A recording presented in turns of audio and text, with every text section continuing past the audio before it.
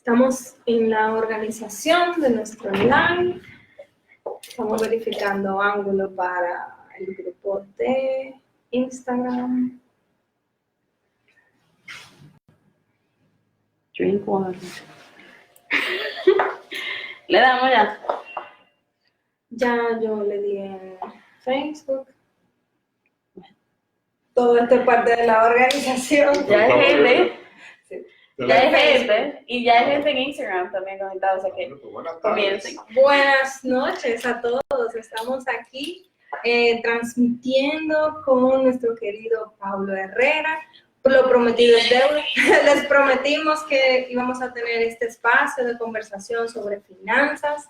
Vamos a aprender mucho e incluso también vamos a aclarar muchas dudas. Hay muchas cosas que nosotros entendemos que la podemos resolver con alguien que nos venga a resolver la vida y que nos venga a decir todo lo que tenemos que aprender para tener unas finanzas exitosas, organizadas, y sabemos que eso es mucho más complicado que lo que quizás queremos. Pero va a ser mucho más simple. Sí. Sí, hombre. Bueno, pues entonces, bienvenido a este espacio. Y muy saludos a todos, buenas noches. Siempre un honor poder llegar a quien esté dispuesto a escucharnos y a pensar con nosotros y reflexionar sobre temas que tocan tan de cerca el día a día. ¿Qué pasa, Natalie, con el tema de finanzas, prosperidad?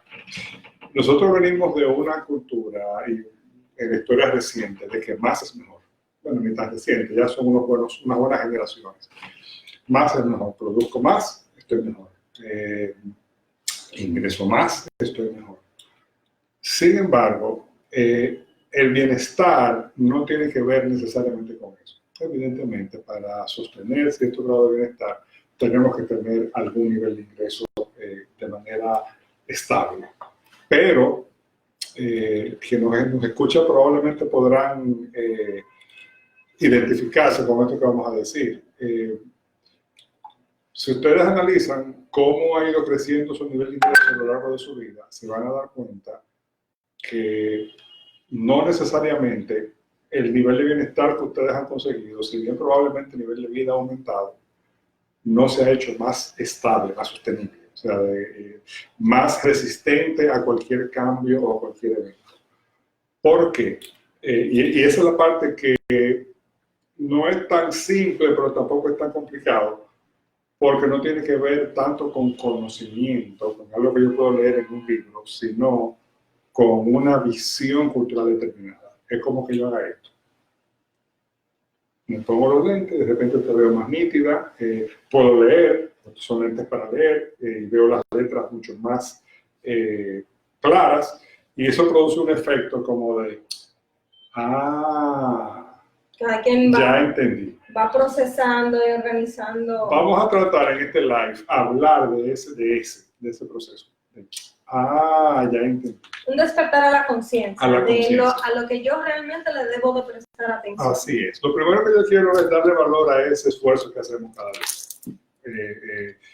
Creo que nosotros como sociedad dominicana somos muy trabajadores, grandes productores de ingresos, hacemos lo que haya que hacer para producirlo.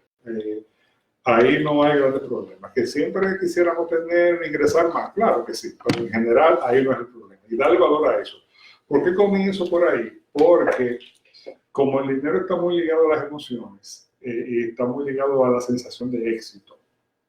Y a la percepción. Yo necesito que se me perciba exitoso. Exactamente. También. Que el desempeño financiero viene a ser como el gran evaluador de nuestra vida. Eso es lo que yo quiero primero parquear eso. Saquemos eso de la ecuación.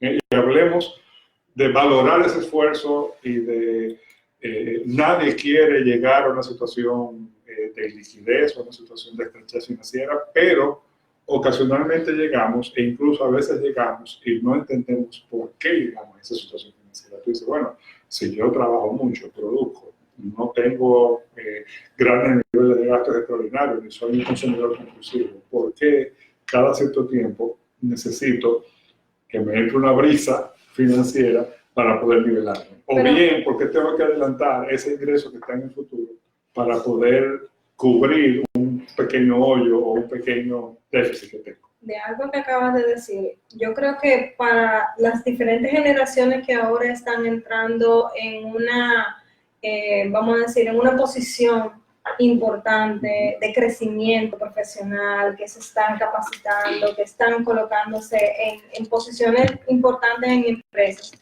siempre está el deseo de sigo invirtiendo en mi educación, sigo creciendo, sigo inyectando potencial a mi figura también. Eso está bien, eso está bien. Lo importante es que eso se traduzca en más bienestar y no en menos bienestar. Exacto. Y ahí está un poco la clave, ¿no? ¿Cómo yo lograr que ese esfuerzo que hago sirva para lo que tiene que servir buenamente? Fíjate bien, ¿qué nosotros hemos encontrado en los años que tenemos trabajando este tema y hablando literalmente con miles de personas?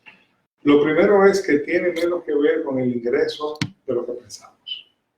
Y tiene más que ver en cómo yo regulo mis decisiones respecto de ese ingreso y cómo lo gasto. Y de eso vamos a explicar un poquito más en un momento. Y lo segundo es, y esto parece contraintuitivo, tampoco tiene mucho que ver con el nivel de conocimiento financiero que yo tenga. Atención. O sea, en otras palabras, saber de finanzas no basta para, no necesariamente me ayuda a construir un modelo de mis decisiones de vida que me ayude a estar bien y no me desayude, no me aleje del bienestar.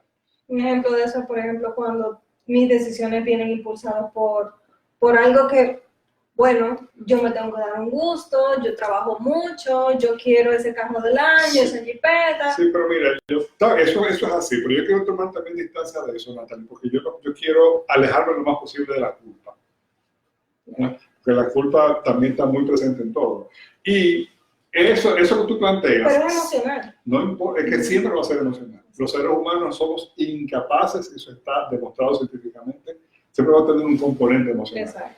Somos incapaces de tomar decisiones 100% racionales. Ahora, lo que sí podemos hacer es incorporar una visión cultural que me ayude a que esas decisiones que tú planteas, que son todas válidas, porque es bueno darse un gusto, es verdad que nos merecemos lo que nos merecemos y también es bueno que queremos invertir, suceda cuando toca y no cuando no toca. Perfecto. Ese cuándo, encontrar el cuándo es la clave y para eso tengo que regular la decisión. Si regulo mi decisión, yo voy a contar con mucho más recursos y mucho más oportunidades, incluso para darme más gusto, para ahorrar más y para invertir más. Pero tengo que regular. ¿A qué me refiero con regular? Y aquí voy a usar algo que probablemente muchos de ustedes ya me han oído en otras ocasiones, que es el símil del agua. Atención, amigos y amigas. Si ustedes, o si tú que me escuchas, para personalizarlo, si tú que me escuchas, aprendes a manejar tu ingreso en efectivo, de la misma manera que ya tú hoy manejas el agua de tu casa, el agua de tu casa, repito, vas a dar un gran salto en el nivel de bienestar, pero un salto tremendo, comenzando la semana que viene, en el nivel de bienestar que tú sientes. El agua la regulamos, el uso del agua la regulamos. ¿Por qué la regulamos? Sencillamente porque el ritmo al que llegue el agua a mi casa no es el mismo ritmo al que yo lo uso. El agua llega con diferente presión a diferentes horas, pero yo quiero tener agua en mi casa con una buena presión a todas horas. Entonces, por eso el agua que viene de la calle, yo la pongo en una reserva, que más que reserva, en este caso me interesa resaltar la función reguladora que tiene esa cisterna o ese tinaco. El agua pierde la presión, lo cual es un detalle muy importante, insistiré sobre eso en un momento. Pierde la presión, se queda estanca y yo para usarla la administro, ya sea metiéndole presión con una bomba o porque está en la gravedad y baja porque yo abro la llave. Fíjate que cuando yo en mi casa abro una llave o las manos, el fregadero, el agua no viene directamente de la calle, viene de mi reserva, porque yo estoy separado de la calle. Eso me permite a mí regular. Ese primer paso es importante. Veámoslo en dinero ahora, después volvemos al agua para profundizar. Empezar a hacerlo paralelo. Sí. Solamente por el hecho de que yo seguramente ingreso el dinero a un ritmo diferente al que lo uso, igualito que el agua, ya eso determina que yo necesito una regulación. ¿Cómo vivimos en la práctica? La mayoría de los dominicanos y las dominicanas, con buena intención, ojo, insisto en eso para sacar el tema de la culpa. ¿Cómo vivimos? Conectados directamente al ingreso. Y por eso tenemos la sensación, primero, de que lo que entra por ahí mismo se va. Es como si estuviéramos en la casa, volviendo al agua, conectados directamente de la calle, sin regulación. Y no solamente lo que entra por ahí mismo se va, sino que además, no importa cuánta agua llegue, yo no sé si va a ser suficiente, siempre se va a ir toda la que llegue, porque yo no estoy regulando nada. ¿De acuerdo? Ese es el primer paso de regulación, es ese. Volvamos al símil del agua.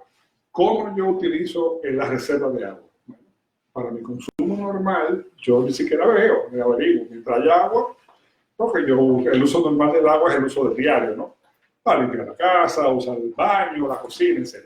Ahí no hay problema. Ahora, el día que yo quiero usar una cantidad extraordinaria de agua, ese es el día que antes de yo tomar esa decisión de usarla, yo reviso cómo está mi reserva y decido si lo hago o no, dependiendo de cómo está mi reserva. Si la cisterna está en un buen nivel, si como no, vamos a meter la manguera a la casa, vamos a lavar el carro, lo que sea. Si no, yo pospongo esa decisión para un momento en el que la reserva esté a un nivel más alto, porque lo que yo no quiero es usar el agua que mañana voy a necesitar para lo básico, que es donde está mi bienestar básico, y donde reside el bienestar, y yo poder mantener mi casa limpia, que el baño esté usable, etc. Yo no quiero no poder hacer eso porque ayer utilicé mucha agua en otra cosa. Y es una forma, la segunda forma en cómo regulo mi decisión. Si yo hago eso con el dinero, es decir, primero diferenciar lo que es mi consumo ordinario, las cosas que son de mi día a día, supermercado, servicio de la casa, transporte, que son las cosas que me garantizan un bienestar básico. De atención, yo no estoy diciendo que todo el bienestar tenga que ser básico, pero aquí un secreto entre nosotros, ¿cuántas habrá personas habrá? ¿Cuánto hay? Bueno, entre nosotros, N, que nos está oyendo, todo el grupo que nos está oyendo ahí, un secreto.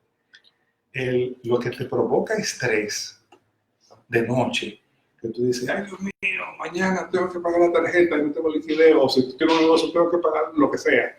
Lo que te provoca estrés no es lo extraordinario, es lo ordinario. Es la que cuando tú empiezas a tener una incapacidad financiera de cubrir esos costos ordinarios porque no tienes liquidez, eso es lo que te produce estrés. Entonces, regular esa decisión de tú decir, mira, si mi reserva financiera no está bien, esta decisión de gasto extraordinario, yo la pospongo, no es que no lo voy a hacer, ojo, yo la pospongo para cuando esa reserva esté mejor.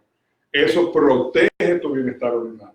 Parece un sacrificio, parece una restricción, pero en realidad no lo es, porque cuando tú entiendes por qué tú lo estás haciendo, lo haces sin mayor problema. Ya tú dices, no, espérate. Se logra la autodisciplina. Claro, sí, pero una autodisciplina que no es impuesta a sangre y fuego, porque eso es otra cosa que pasa con todo esto, que disciplina, que tú eres un cantador, que tú eres un botarate, no, guarden el látigo. Sin culpa. Sin culpa, el látigo guarden en el closet con llave, no lo saquen más nunca. Sencillamente, es un asunto de comprender por qué. No, mira, yo estoy postergando esta decisión, aplazándola para un mejor momento, porque lo que yo no quiero es que la semana que viene, dentro de 3 días, yo me encuentre con una cortada de liquidez para mi movimiento básico porque utilicé mi efectivo o incluso mi crédito. Ojo, porque también se mezcla mucho el tema de crédito. Incluso podemos hacer un live nada más para hablar del tema de crédito. Perfecto, ya lo saben. Va a haber un live para crédito. Ya ustedes saben. El próximo live es cómo utilizar el crédito a mi favor y no en contra. Y no a favor del que me lo presta. Sí, que se siempre gana. esa decisión ya tú sabes por qué tú la estás tomando. Entonces ya deja de ser un sacrificio. Dice, no, yo no estoy restringiendo, yo estoy protegiendo mi bienestar.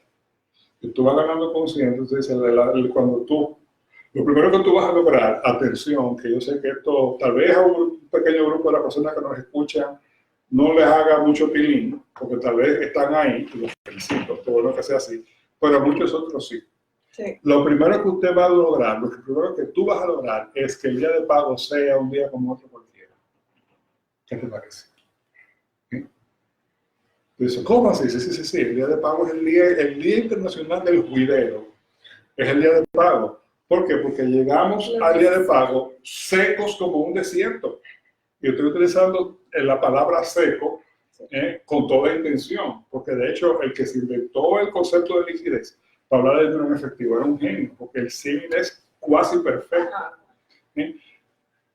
Si tú llegas seco, tú dices, llegó el pago. 3 o 4 días, pero ya después de 3 o 4 días otra vez tú vienes otra vez a esperar el otro pago, porque ya nos regulaste y de nuevo estás no pobre, porque tú tienes trabajo, estás generando ingresos, tienes crédito, tienes activo, pero como si fuera pobre porque no tienes liquidez. Por eso la parte más importante, la primera parte con el tema de la cultura financiera es reconciliarnos con la liquidez de la misma manera, y aquí vuelvo a utilizar el símil del agua en un contexto ligeramente diferente, de la misma manera que cuidamos el nivel de hidratación de nuestro cuerpo. Wow. Okay. Ya tenemos otro nivel. Sí. Yo puedo tener el físico de LeBron James, puedo, evidentemente, 7 pies, un super atleta, super habilidades, poderoso, pero si me deshidrato, no llego ni a la esquina. Entonces, lo primero es comprender que tengo que regular cómo entra y sale la liquidez financiera de mi sistema financiero personal, es igualito que mantenerme hidratado en mi cuerpo. Eso es lo que me permite funcionar. Y tenemos que entender que esa es la función de esa liquidez. ¿Por qué insisto en esa parte? Porque estamos acostumbrados a un uso tan acelerado del dinero, e incluso mezclado con el crédito, que eso insisto que se queda para el siguiente live. Estamos tan acostumbrados a ir tan rápido que no reparamos, no comprendemos la importancia que tiene mantener la función que tiene ese dinero que está ahí. Y es como si literalmente, atención, como si literalmente no supiéramos tener dinero. Muy fuerte. Óyeme, como si no supiéramos tener dinero. Y si tú te pones a analizarlo, literalmente es así. Pareciera que el dinero llega, yo digo que llega con coeficiente 220, porque llega y rebota. Sí. No tiene que ser así. Eso es un simple ajuste mental. Y tú entender que esos miles de pesos, decenas de miles de pesos, y hasta, ¿por qué no?, cientos de miles de pesos, dependiendo de tu nivel de ingreso y tu nivel de movimiento. Esa primera cantidad tiene la función de estar ahí, porque eso es lo que te hidrata. Ya habrá ahorro para un objetivo específico, ya habrá dinero para invertir. Sí. Pero mientras tanto, tú tienes que proteger ese nivel de hidratación, ese nivel de liquidez regulado, que es el que te permite funcionar con tranquilidad y que te permite no tener que reaccionar cada día a la apagadera de fuego en el que muchas veces vivimos. Muchas personas entienden que un manejo inteligente de su liquidez es precisamente encontrar las oportunidades como al principio de siempre. Invertir, buscar cómo. Eso está muy bien, puede ser, siempre y cuando no se sacrifique ese nivel mínimo de liquidez. El nivel mínimo de liquidez que te mantiene hidratado, para utilizar el símil. En mi experiencia, ya de muchos años hablando con mucha gente, muy frecuentemente caemos en la tentación de sobreextendernos en esa inversión o hacerla antes de tiempo, e incluso pretender sostener una inversión desde la liquidez. Y eso es imposible. Y el que lo haga lo está haciendo a un precio de bienestar altísimo, innecesario además. Muy frecuentemente nos encontramos con personas que sostienen un activo productivo o no, casi siempre no productivo, le hace una vivienda o incluso un vehículo, a expensas de su liquidez. Y yo no quiero para nada satanizar la decisión de adquirir una vivienda o de adquirir un carro, al contrario. Además, yo soy, por principio, sumamente respetuoso de la libertad individual. O sea, cada quien sabe lo que quiere y tiene la libérrima oportunidad de buscarlo y de seguirlo a su manera. Ahora, es mi deber como acompañante en estos procesos lanzar un poco la alerta, decir, haz lo que quieras, pero, número uno, nunca te quedes líquido, mantén tu liquidez. Y número dos, procura que esa liquidez sostenga tu bienestar, porque el bienestar sucede ahí. El bienestar sucede cuando de verdad tú aprendes que ese nivel de liquidez tiene esa función y no te molesta. Fíjate bien que digo no te molesta, porque hemos llegado a un nivel, como les dije hace un momento, un nivel de sobredecisión y sobre resolver las cosas que no sabemos tener y sostener un nivel adecuado de liquidez en nuestro sistema financiero, cuya función sea simplemente esa, estar ahí, no proveer un rendimiento, no ser fondos para invertir, no, eso es otra cosa, eso es otro objetivo. Lo primero, lo básico, es ese bienestar. Y con eso damos un gran salto. Fíjate, perdón, que eso es independiente de cuántas finanzas tú sepas. Una preguntita aquí, una preguntita capicúa. Uno diría que los empleados que trabajan en los bancos saben de finanzas, ¿verdad que sí? Las personas que trabajan en los bancos. Entenderíamos que sí. Sí, ciertamente saben de finanzas, manejan instituciones financieras muy exitosamente. La población que trabaja en los bancos está mejor o peor que la que no trabaja en los bancos. ¿Qué tú crees? ¿Qué te dice el sentido común?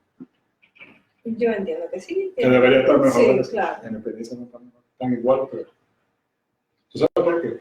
Porque como la regulación es un tema cultural, no de conocimiento, y una gran proporción de la población nuestra no tiene esa regulación, como tiene más acceso al crédito, más acceso a recursos, y no regulan, tienden a sobreendeudarse. Se ven, ¿cómo decir?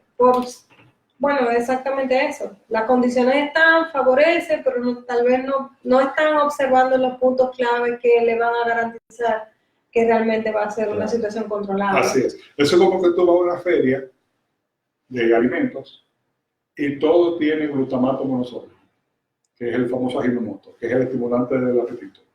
Dice, este chip sí está bueno,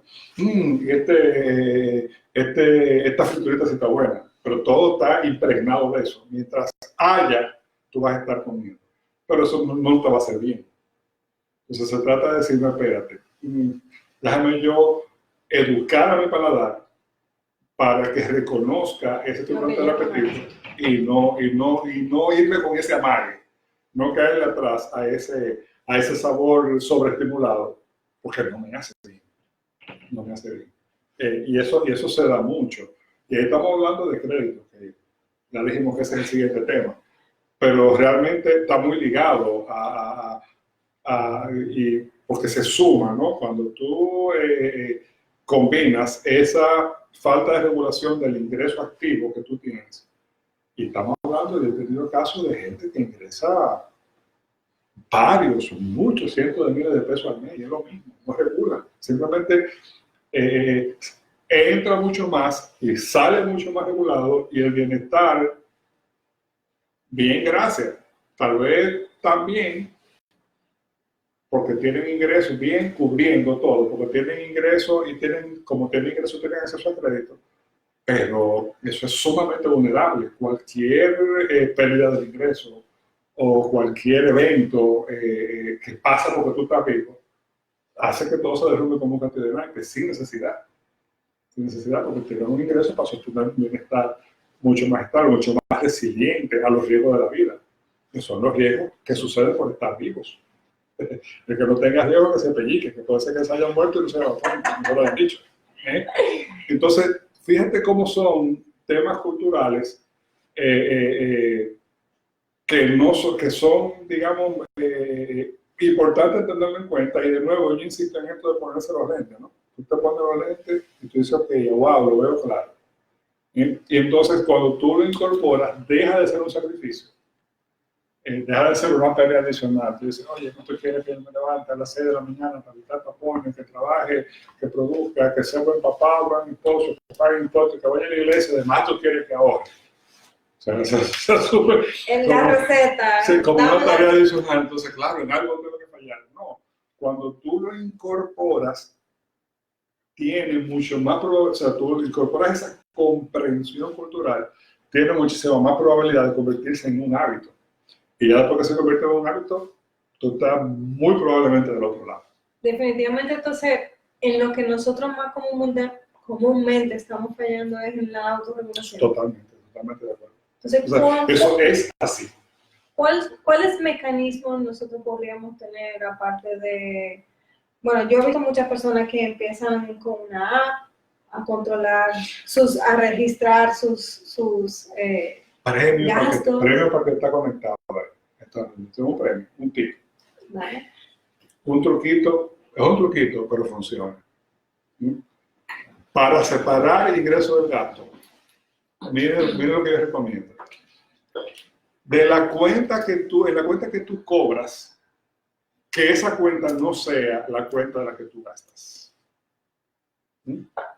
Y para tú pasar dinero de la cuenta de la que tú cobras a la cuenta de la que tú gastas, imponte, y puede ser en el mismo banco para que la transferencia no te cueste, imponte que tú tengas que hacer una transferencia. Mira, déjame, ¿cuánto dinero necesitas esta semana? Está mi transferencia de aquí, yo cobré aquí. De la cisterna. La cuenta de la que tú cobras se convierte en la cisterna. Porque que para esa primera parte que es ese primer paso. Entonces tú te vas acostumbrando a decir, mira, no importa cuánto dinero hay ahí, de extra que yo consumo, porque para mi consumo ordinario es este. Y tú te vas acostumbrando, viendo un balance ahí que va creciendo. Fíjate que te parece muy básico, y es muy básico, pero es lo que estamos necesitando como población. Antes que empezar a hablar de temas financieros muy complejos. Porque si hablamos de esos temas financieros muy complejos, sin esto no estamos haciendo nada. Claro. Y ese pequeño truco de que de la cuenta de la que tú gastas, toda la cuenta de la que tú cobras, es una forma sintética, pero puede ayudarte de tú separar el ingreso del gasto y empezar a acostumbrarte a regular. La cultura es donde se estaciona el conocimiento. La cultura es lo que le da sentido y efectividad al conocimiento. Yo puedo ser el experto financiero más acabado, con más experiencia, pero si no soy capaz de tener estos comportamientos que tienen un origen cultural, que ni siquiera difícilmente un libro te lo enseña. O porque probablemente si el libro se escribió en otro sistema cultural, parte de ahí y ni lo explica porque todo el mundo se supone que es así, pero aquí en Latinoamérica no es así. En Latinoamérica tenemos otra programación cultural y por eso conviene que les enriquezcamos de esta manera. Y bueno, pues entonces nada. En esa cultura es que entonces se monta todo el conocimiento financiero y ahí sí entonces el conocimiento financiero empieza a producir más beneficios como si fuera un círculo virtuoso que no vicioso. Bueno, yo creo que ha sido sumamente productivo toda esta conversación. Prometemos otro. Ya tenemos el compromiso con Pablo para otro live de crédito. Quiero invitarlos a que nos den retroalimentación de qué les pareció y si tienen otro tema que quieran que tratemos, pidan por esa boca. Perfecto. Bueno, muchas gracias, buenas noches y gracias, Pablo, por compartir con nosotros. A ti, Natalie, y gracias a todos ustedes.